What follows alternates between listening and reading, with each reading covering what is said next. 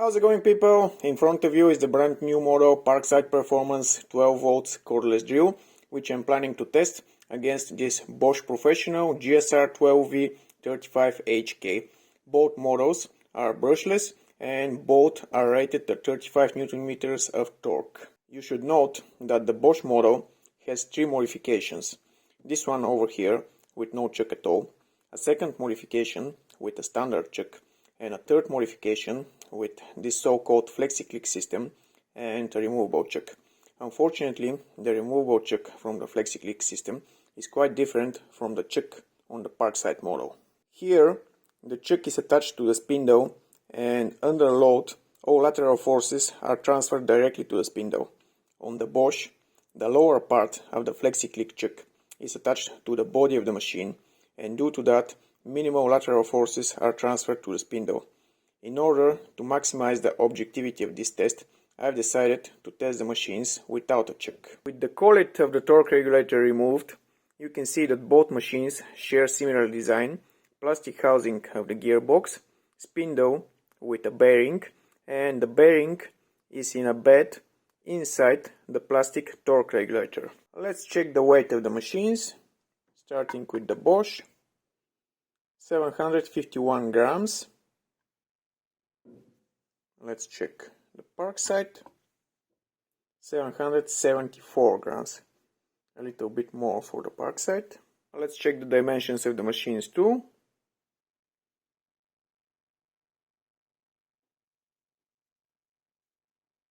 You can see that the Parkside is a little bit longer, I think with about 2 centimeters.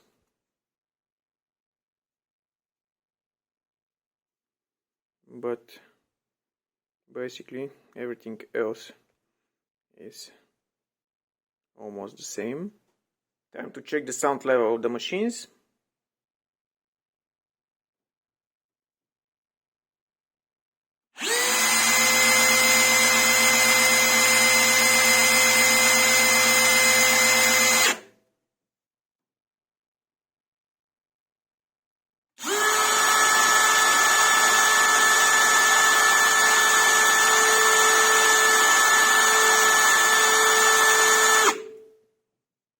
I think that the Parkside is a little bit noisier. According to the manuals, both machines should have absolutely the same no-load rotational speeds in first and in second gear.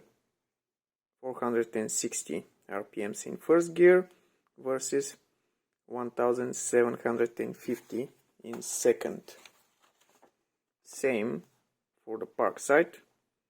First gear 460, second gear 1750. Let's verify those values. Parkside, first gear.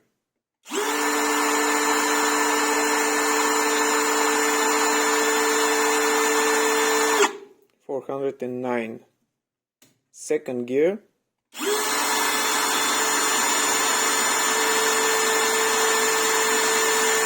$1,535. Let's see. The Bosch.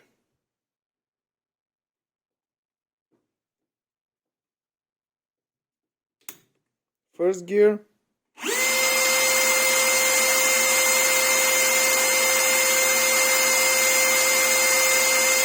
$430. Second.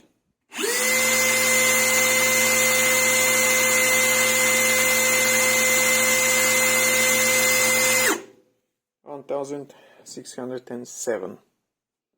I might say that the RPMs of the two machines are almost the same. Let's see the two machines in action.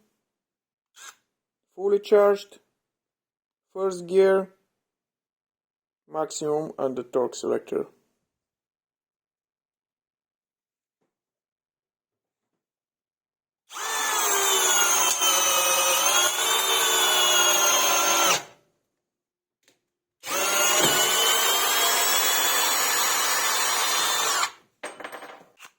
Same here, fully charged, first gear,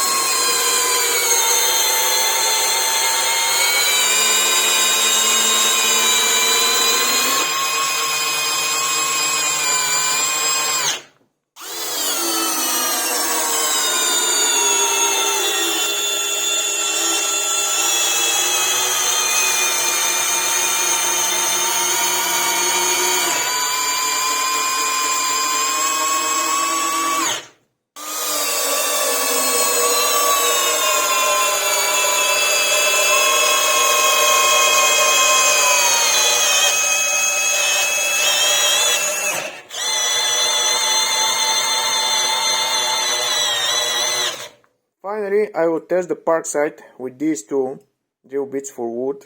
Unfortunately, for some unknown to me reason, Bosch manufactured them with a different than the standard hexagonal size of the tail.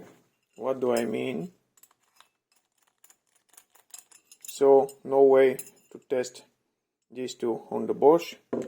I will do the test only with the Parkside. Fully charged battery, second gear. Let's see how it goes.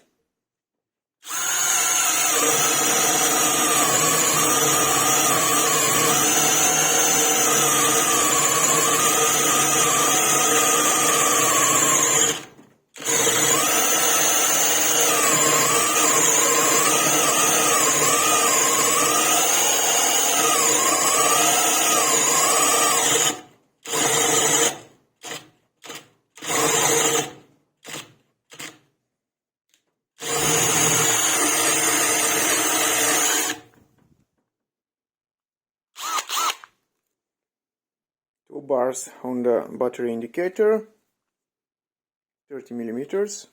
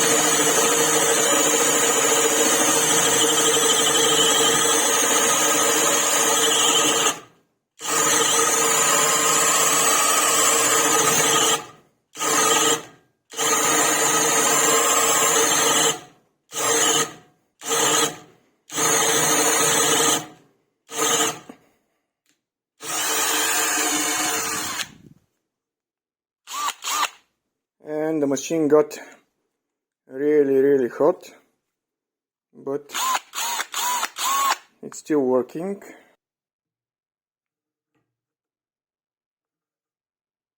I think it's pretty okay for such a small machine. In the end, I might say that I don't see any excess movement in the shaft. In matter of fact, I don't see any movement at all.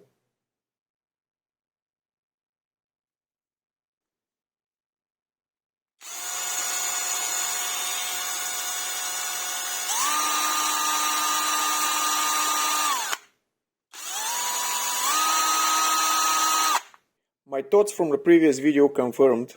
The quality of the machine is as usual for the brand. Yes, I know there are a lot of complaints for defects and a lot of returned machines. But guys, this Bosch over here, the body only, in a cardboard box, costs 100 euros, and this was with 20% discount. For 75 euros, you get a body, two batteries, a charger, some shitty accessories, and a carry bag. Not to mention that you get 5 years of warranty against 3 for the Bosch, and I'm pretty sure that if I set it as a goal, I could burn the Bosch also.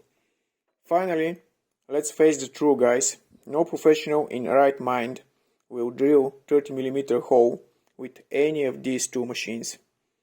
So that's all for me for this video. If you like it, you know what to do.